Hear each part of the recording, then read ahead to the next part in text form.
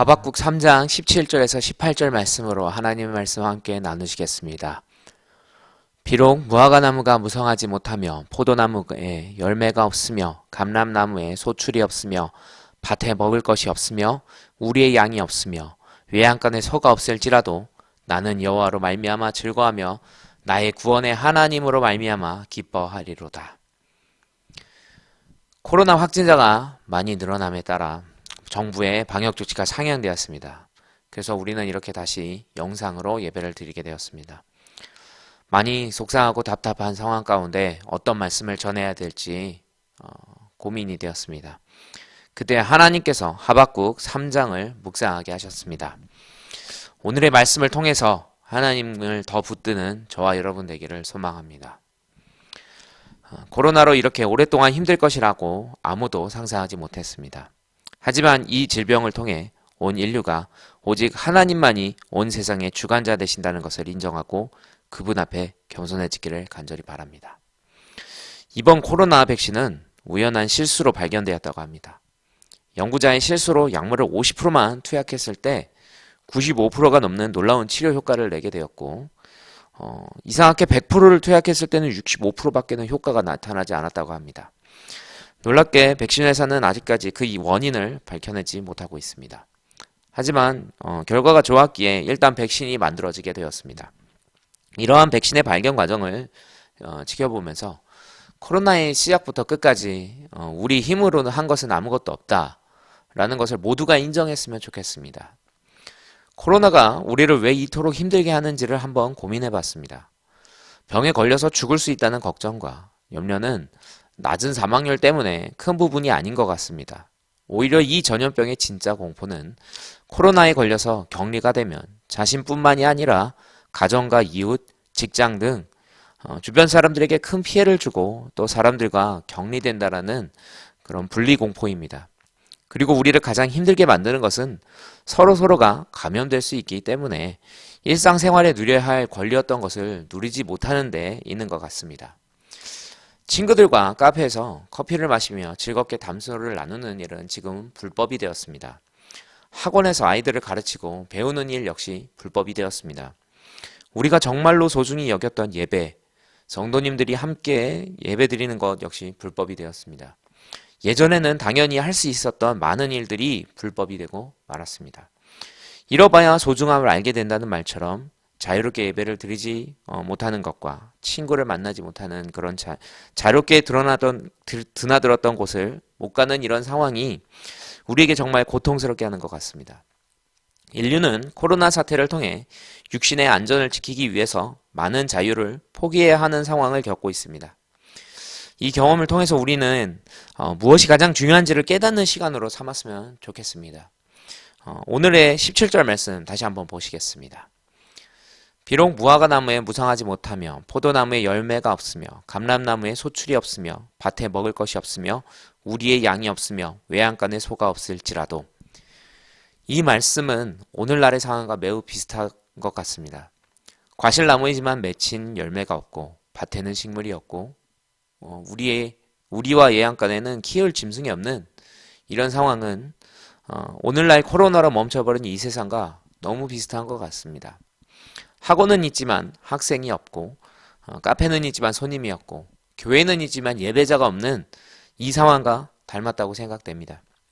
그러나 오늘 부모는 분명히 즐거워하며 기뻐하겠다고 말하고 있습니다. 18절 말씀 보시겠습니다. 나는 여호와로 말미암아 즐거워하며 나의 구원의 하나님으로 말미암아 기뻐하리로다. 아멘. 이상하게 하박국 선지자는 이런 상황에도 즐거워하고 기뻐한다고 고백을 합니다. 이런 고백은 사실 말도 안 되는 것 같고 억지 같기도 합니다.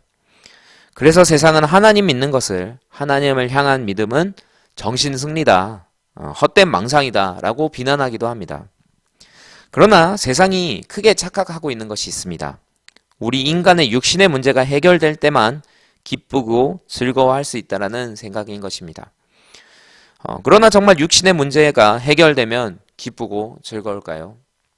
이 코로나 문제가 해결되고 나면 과연 인류는 정말 행복한 그런 장밋빛 미래가 열릴까요? 결코 그렇지 않습니다. 성경은 육신의 문제가 해결된다고 결코 인생이 기쁘고 즐겁지 않다는 것을 증언하고 있습니다. 계속해서 육신이 원하는 것이 바뀌는 변덕스러운 이스라엘 민족을 통해서 그 점을 증언하고 있습니다. 이스라엘 백성은 노예 생활을 벗어나기를 간절히 원했고 하나님이 결국 모세를 통해서 그들을 구원했지만 그들은 계속 불평하고 만족하지 못했습니다. 육신의 문제를 해결을 따라 살다 보면 계속 원하는 것이 바뀐다는 것을 알게 됩니다. 이스라엘 민족의 강구의 변천사를 보면 그들의 문제가 계속해서 바뀌는 것을 알게 됩니다. 노예 생활만 벗어나게 해달라는 기도에서 바다를 건너게 해달라는 기도로 먹을 것과 마실 것을 달라는 기도에서 맛있는 고기를 달라는 기도로 변합니다. 나중에는 심지어 이집트로 돌아가고 싶다라는 고백을 이스라엘 민족이 하는 것을 볼 수 있습니다. 가나안에 들어가서도 마찬가지였습니다. 그들은 만족이 없었습니다. 선지자의 통치에 불만을 가졌고 왕을 달라고 요구했습니다. 그 요청에 의해서 왕은 세워졌습니다. 간혹 좋은 왕들도 몇몇 있었지만 대부분의 왕들 악한 왕들이었습니다. 그들이 우상을 섬겼고 결국 이스라엘은 망하게 되었습니다. 신약 시대에도 그런 일은 계속됩니다. 예수님은 많은 사람들의 육신의 문제를 해결해 주셨습니다. 그러나 그들이 전부 기뻐하고 즐거워하지는 않았습니다. 베다스다 못에서 38년 된 병자를 치유하신 후에 일어났던 일을 한번 말씀을 통해서 묵상하며 읽어보시겠습니다. 요한복음 5장 12절에서 16절의 말씀입니다. 그들이 묻되 너에게 자리를 들고 걸어가라. 한 사람이 누구냐 하되 고침을 받은 사람은 그가 누구인지를 알지 못하니 이는 거기 사람이 많음으로 예수께서 이미 피하셨습니다. 그 후에 예수께서 성전에서 그 사람을 만나 이르시되 보라 내가 나았으니 더 심한 것이 생기지 않게 다시는 죄를 범하지 말라 하시니 그 사람이 유대인들에게 가서 자기 고친 이는 예수라 하니라. 그러므로 안식일에 이러한 일을 행하신다 하여 유대인들이 예수를 박해하게 된지라. 무려 38년이나 육신에 해결받지 못했던 그 문제를 해결받은 병자가 오히려 유대인에게 예수님을 밀고하는 모습을 볼 수 있습니다. 평생을 괴롭혀온 육신의 문제를 해결받았지만 그에게는 기쁨과 즐거움 그리고 하나님 예수님에 대한 존경과 영광을 돌리는 모습은 찾아볼 수가 없습니다.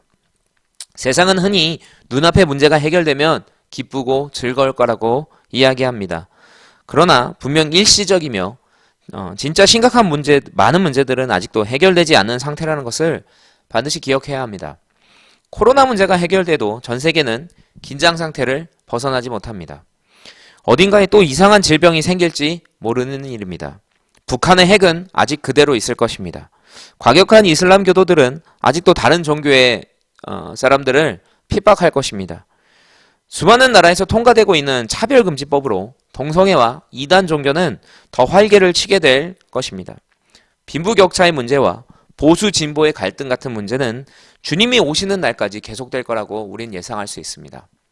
전 세계의 문제만이 아니라 개인적인 문제 역시 해결되는 것이 아닙니다. 코로나가 끝나도 우리에게는 비전의 문제는 계속 남아있을 겁니다. 결혼의 문제, 재정의 문제, 자녀 양육의 문제, 건강 문제, 가족 구원의 문제는 계속 문제로 남아있습니다. 이런 해결되지 않은 문제들이 무겁게 느껴지시나요? 하지만 성경은 삶의 문제가 있어도 기쁘고 즐거워하겠다고 이야기하는 것입니다.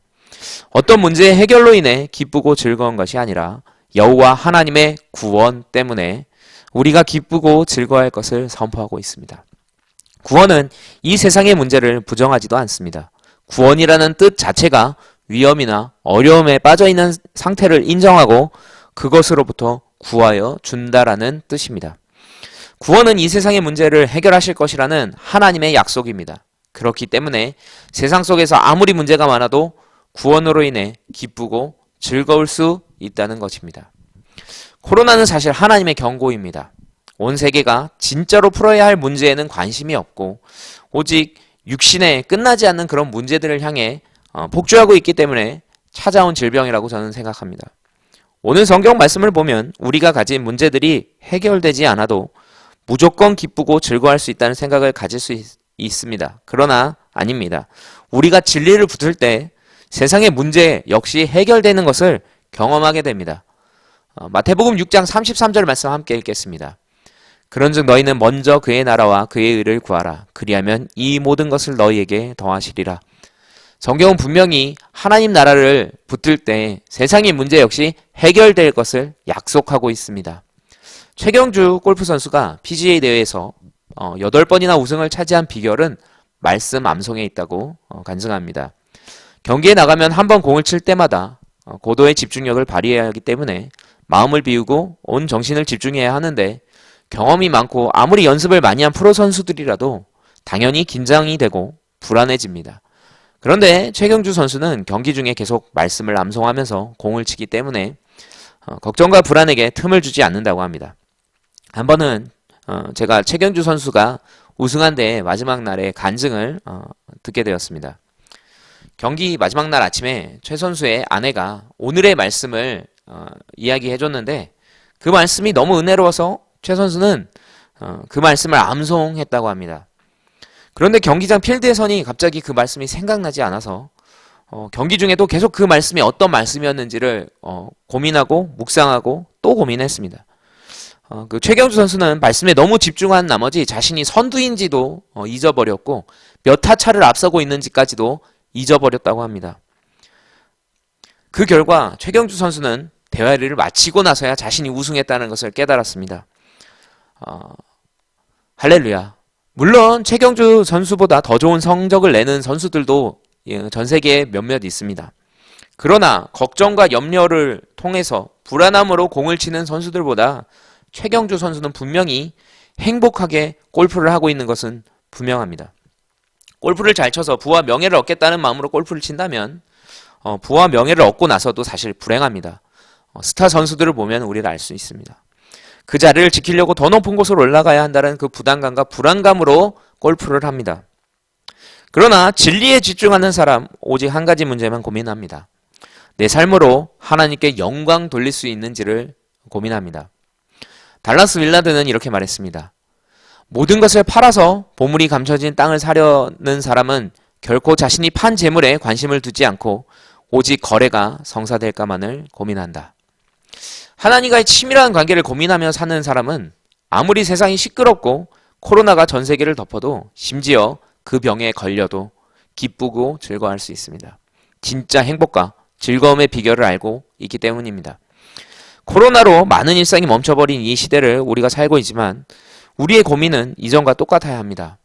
나의 삶으로 하나님께 영광 돌리고 있는가? 나는 하나님과 지금 친밀한가? 만약 코로나가 종식되어도 우리의 고민은 바뀌어서는 안 됩니다. 나는 하나님께 영광 돌리고 있나?